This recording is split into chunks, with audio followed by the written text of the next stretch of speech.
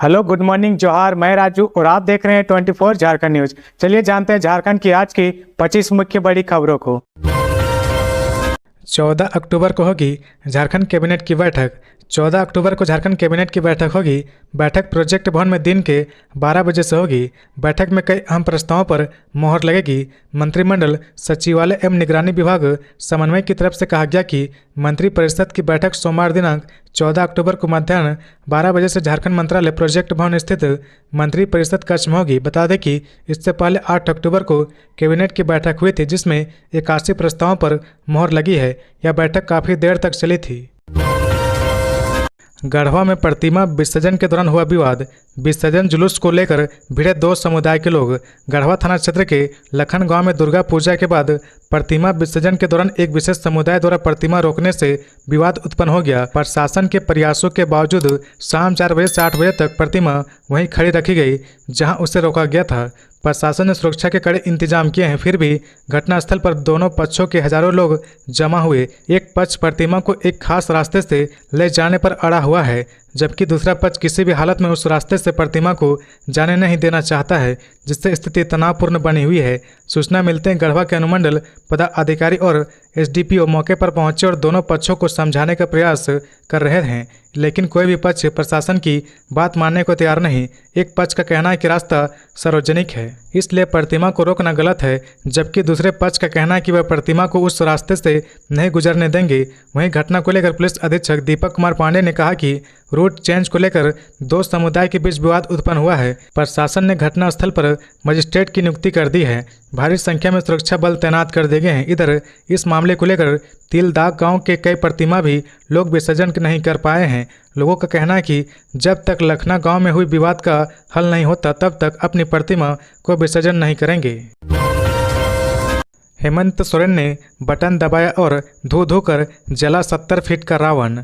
झारखंड की राजधानी रांची में विजयदशमी का त्यौहार धूमधाम से मनाया गया। इस अवसर पर ऐतिहासिक मोहराबादी मैदान में बुराई के प्रतीक रावण का पुतला दहन किया गया। इस साल पंजाबी हिंदू बिरादरी रांची की ओर से रावण दहन के लिए 70 फीट ऊंचा रावण का पुतला बनाया गया था, जिसका दहन मुख्यमंत्री हेमंत सोरेन ने किया। शनिवार को मोहराबादी में आयोजित रावण दहन कार्यक्रम से पहले राम दरबार सजा।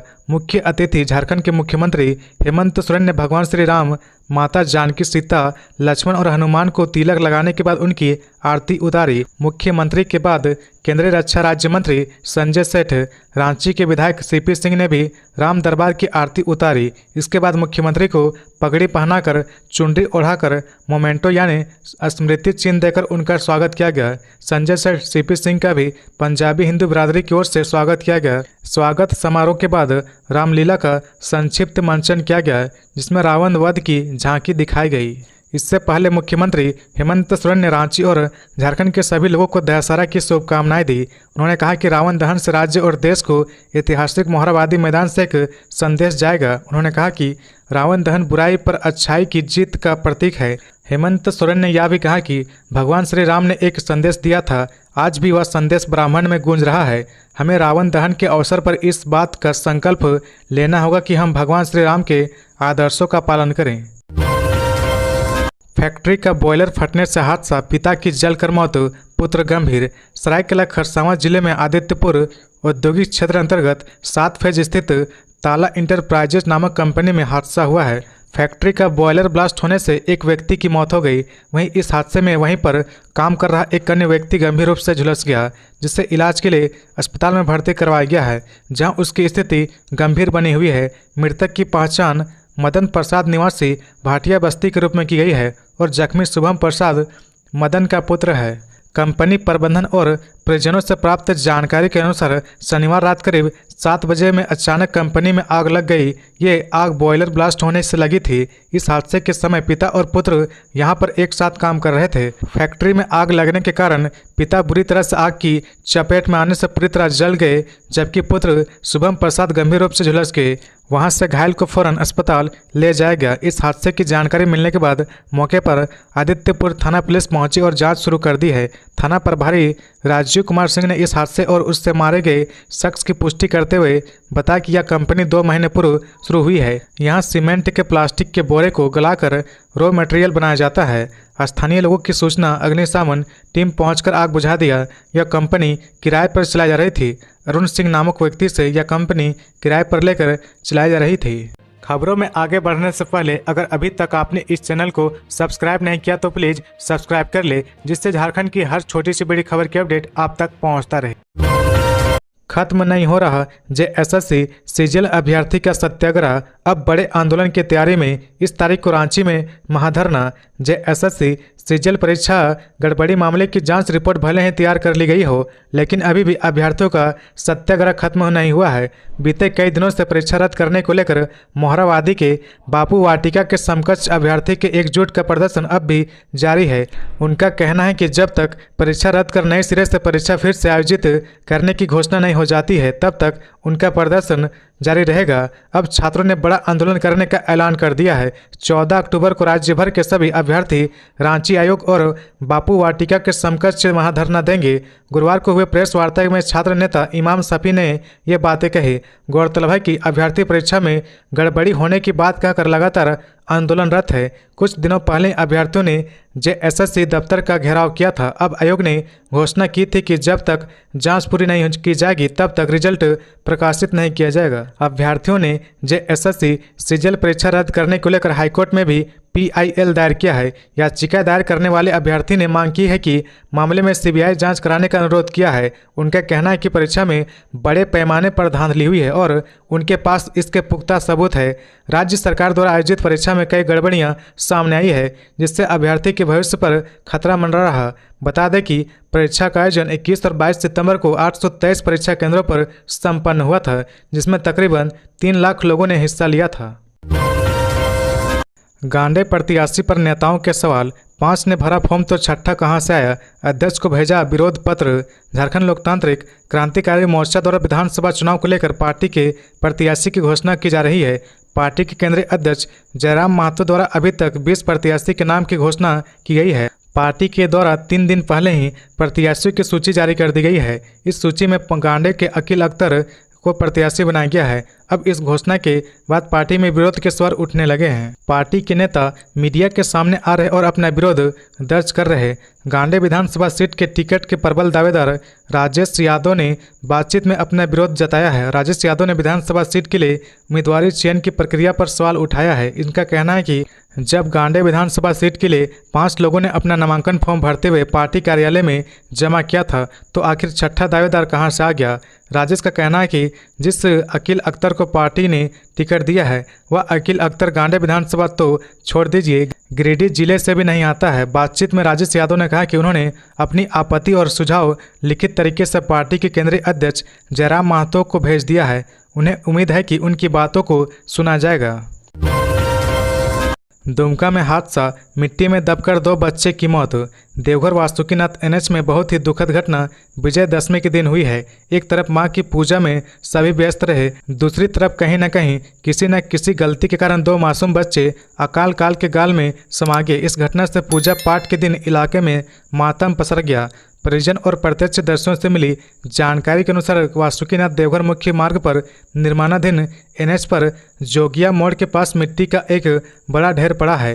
इस ढेर में खेल रहे 2 बच्चों की मिट्टी में दबकर दर्दनाक मौत हो गई। इस घटना के संबंध में बताया जा रहा है कि निर्माणाधीन सड़क के मिट्टी के ढेर में हाथनामा गांव के सिद्दीक मियां एवं मुमताज मियां के 2 नाबालिग बच्चे अन्य बच्चों के साथ खेल रहे थे। एकाएक मिट्टी का ढेर धंस गया और दोनों बच्चे मिट्टी के अंदर दब गए। एसबीआई मेन ब्रांच में लगी भीषण आग, मची भगदड़। साहेबगंज नगर थाना अंतर्गत चौक बाजार स्थित भारतीय स्टेट बैंक मेन ब्रांच में शनिवार के शाम आग लग गई। आग की लपेटें इतनी तेज हो गई कि बैंक के अंदर से आवाज़ें आने लगी। शीशे और एसी मशीन जलकर नीचे गिरने लगे। हादसे के बाद सड़क पर अफरा तफरी मच गई। आग लगने की सूचना मिलने पर नगर थाने की पुलिस मौके पर पहुंची और भीड़ को हटाया। साथ ही बिजली विभाग और अग्निशमन विभाग को सूचना दी गई। घटना के बाद चौक बाजार की बिजली भी काट दी गई। कुछ देर बाद अग्निशमन की गाड़ी मौके पर पहुंच गई, जिसके बाद आसपास के लोगों की मदद से बैंक में लगी आग बुझाने का काम शुरू कर दिया गया। बैंक में आग कैसे लगी यह स्पष्ट नहीं हो पाया है, लेकिन अग्निशमन पदाधिकारी मनोज शुक्ला ने बताया कि प्रथम दृष्टया शॉर्ट सर्किट से आग लगी है। आग बुझने के बाद ही इसके बारे में पूरा पता चल पाएगा। बैंक को हुए नुकसान के संबंध में उन्होंने कहा कि बैंक कर्मी के आने के बाद ही पता चल पाएगा कि बैंक को कितना नुकसान हुआ है। गौरतलब है कि दशहरा के चलते शनिवार को सभी दफ्तर बंद रखने का आदेश था। बैंक भी बंद रखा गया था। बैंक की सुरक्षा के लिए बिल्डिंग के नीचे बैंक कर्मचारी ड्यूटी पर थे। आग लगने की सूचना मिलते ही सभी कर्मचारी बाहर आ गए। जब फायर ब्रिगेड की गाड़ी पहुंची तो मेन गेट खोला गया। किसी तरह फायर ब्रिगेड के कर्मचारी पानी का पाइप लेकर अंदर पहुंचे और आग बुझाने में जुट गए। आसपास के स्थानीय लोगों ने भी उनकी मदद की। विजयदशमी के दिन बोकारो में सड़क हादसे के कारण एक की मौत, विरोध में सड़क जाम। बोकारो में विजयदशमी के दिन सड़क हादसे में मौत हो गई। घटना शनिवार सुबह बोकारो रामगढ़ मुख्य मार्ग पर उक्रीद मोड़ के पास की गई। मृतक की पहचान रजनीकांत राय के रूप में हुई है। मृतक दूध बेचने का काम करता था। दुर्घटना के बाद लोगों ने मुख्य सड़क को जाम कर दी। वहीं पुलिस लोगों को समझाने बुझाने का प्रयास कर रही। जानकारी के मुताबिक मृतक रजनीकांत राय बोकारो के गोपालकवाड़ी कॉरपोरेटिव का रहने वाला था। शनिवार सुबह वह उक्रीद मोड़ के पास स्थित सुधा डेयरी से दूध लेकर साइकिल से घर लौट रहा था। इस दौरान पीछे से आ रहे ट्रेलर ने धक्का मार दिया, जिसके कारण वह गिर पड़ा और उसकी मौत हो गई। हादसे के बाद लोगों ने मुख्य सड़क को जाम कर दिया। सड़क जाम कर लोगों ने प्रशासन से मुआवजे की मांग की। दूसरी तरफ पुलिस ने ट्रेलर को जब्त कर लिया। बताया जाता कि वह दूध बेचकर ही अपने परिवार का भरण पोषण करता था। सड़क जाम होने से वाहनों की लंबी कतार लग गई है। राहगीरों को भारी परेशानियों का सामना करना पड़ा। वहीं परिजन का रो रो कर बुरा हाल है। 19 अक्टूबर को रांची आएंगे राहुल गांधी। लोकसभा में नेता प्रतिपक्ष और कांग्रेस के पूर्व राष्ट्रीय अध्यक्ष राहुल गांधी के 19 अक्टूबर को रांची आ सकते हैं। वो यहां गैर राजनीतिक कार्यक्रमों में शामिल होंगे। राहुल गांधी रांची में आयोजित होने वाले संविधान सम्मान सम्मेलन में शामिल हो सकते हैं। झारखंड कांग्रेस के मीडिया विभाग के चेयरमैन सतीश पोल मुंजनी ने यह जानकारी दी है। दिल्ली से रांची लौटते हैं कांग्रेस प्रदेश अध्यक्ष केशव महतो कमलेश खुद सहयोगी नेताओं के साथ संविधान सम्मान सम्मेलन के लिए संभावित कार्यक्रम स्थल कार्निवल सभागार का निरीक्षण किया। जो जानकारी मिली इसके अनुसार राहुल गांधी का कार्यक्रम इसी कार्निवल सभागार में होना प्रस्तावित है। केशव महतो कमलेश के साथ कार्निवल सभागार को देखने जाने वाले में शशि भूषण राय, विनय कुमार दीपू, रांची जिला ग्रामीण कांग्रेस के जिला अध्यक्ष राकेश किरण महतो, प्रवक्ता जगदीश साहू सहित के वरिष्ठ नेता शामिल थे। कांग्रेस नेता राहुल गांधी के प्रस्तावित संविधान सम्मान सम्मेलन न्याय का अधिकार कार्यक्रम के आयोजन की तैयारियों में जुट गई है। मिली जानकारी के अनुसार कार्यक्रम के लिए कार्निवल सभागार में ही राहुल गांधी का कार्यक्रम होगा, लेकिन उस पर अंतिम मोहर दिल्ली से सोमवार को आने वाली टीम की सहमति के बाद ही लगेगी। राहुल गांधी को मिली विशेष सुरक्षा की वजह से उनके कार्यक्रम स्थल को सुरक्षा के सभी मानकों पर रखने के बाद ही कार्यक्रम की अनुमति मिलेगी। पश्चिमी सिंहभूम में डायन बिसाही के आरोप में एक ही परिवार के 3 की हत्या, जांच में जुटी पुलिस। पश्चिमी सिंहभूम जिला में एक ही परिवार के 3 लोगों की डायन बिसाही के आरोप में हत्या कर दी गई। घटना गुरुवार की देर रात टेबो थाना क्षेत्र से 30 किलोमीटर दूर अति नक्सल प्रभावित क्षेत्र चापावा पंचायत के सियांकेल गांव की है। मृतक की पहचान टुगुलू पूर्ति पत्नी सुकू हौरो और उनकी बेटी दस्कीर पूर्ति के रूप में हुई है। फिलहाल पुलिस मामले की जाँच कर रही है। केंद्रीय रक्षा राज्य मंत्री संजय सेठ पहुंचे पंजाब रेजिमेंट। सेना के जवानों के साथ मनाया दशहरा। विजयदशमी के मौके पर केंद्रीय रक्षा राज्य मंत्री संजय सेठ झारखंड के रामगढ़ स्थित पंजाब रेजिमेंट सेंटर पहुंचे। वहां उन्होंने मां दुर्गा व सशस्त्र पूजन कर सेना के जवानों की हौसला अफजाई की। इसके साथ ही अपने हाथों से जवानों को मिठाई खिलाई। केंद्रीय रक्षा राज्य मंत्री का पंजाब रेजिमेंट सेंटर में भव्य स्वागत किया गया। इस दौरान उन्होंने मां दुर्गा की पूजा अर्चना की और उसके बाद एक कर शस्त्र पूजन किया। साथ ही साथ जमकर जयकारा भी जवानों के साथ लगाया। उन्होंने कहा कि दशहरा का पूजन असत्य पर सत्य की जीत, बुराई पर अच्छाई की जीत और आज शक्ति की पूजा के साथ सशस्त्र पूजन हमारी संस्कृति है। देश के जवान जो अपने परिवार से दूर रहकर मां भारती की सेवा करते हैं। नवरात्र का पावन त्यौहार है। हमारी भारतीय सेना पूरी तरह से सक्षम है, दुनिया के किसी सेना से कम नहीं है। हम पूरी तरह से आत्मनिर्भर हैं। पंजाब रेजिमेंट सेंटर काफ़ी पुरानी रेजिमेंट है। 1941 से इसका पुराना साहसिक इतिहास है। गुमला में आसमानी बिजली ने ले ली 2 बच्चों की जान। गुमला जिला के पालकोट प्रखंड में आसमानी बिजली का कहर देखने को मिला। पालकोट प्रखंड के बिलिंगबीरा पंचायत स्थित पीड़त चट्टान गांव में शुक्रवार की शाम 4 बजे आसमानी बिजली गिरी, जिसकी चपेट में 4 बच्चे आ गए। चपेट में आने वाले की पहचान सोमराज राम, राहुल राम, सुनील राम, बिंदेश्वर राम के रूप में हुई है। इनमें से 2 बच्चे सोमराज राम और राहुल राम की घटनास्थल पर ही मौत हो गई, जबकि 2 का इलाज सामुदायिक स्वास्थ्य केंद्र पालकोट में चल रहा। जानकारी के मुताबिक सभी बच्चे बकरी चराने के लिए गांव के सटे एक जंगल में गए थे। जब बारिश होने लगी तो वे लोग एक गुफा में छुप के उसी वक्त वहां वज्रपात हुआ और चारों बच्चे उसकी चपेट में आ गए, जिससे 2 बच्चों की मौत हो गई।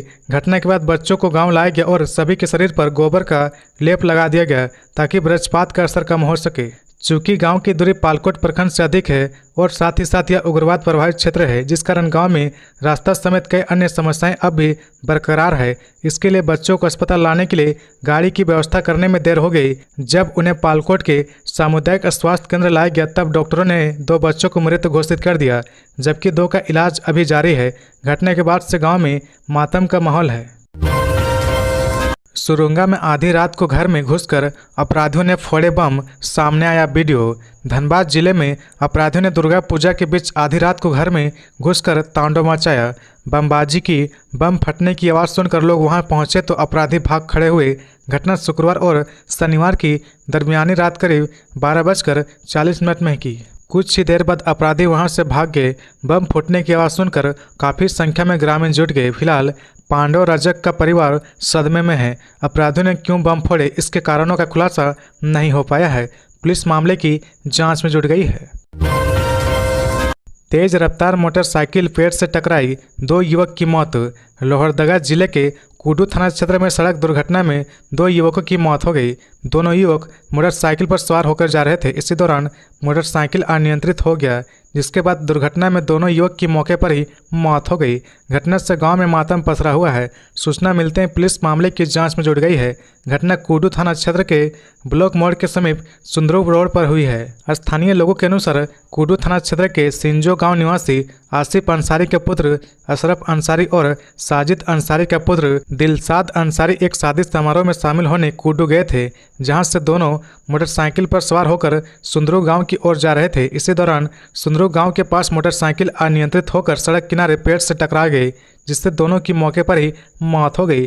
घटना की सूचना स्थानीय थाना को दी गई। पुलिस मौके पर पहुंची और शव को अपने कब्जे में लेकर पोस्टमार्टम के लिए लोहरदगा सदर अस्पताल भेज दिया।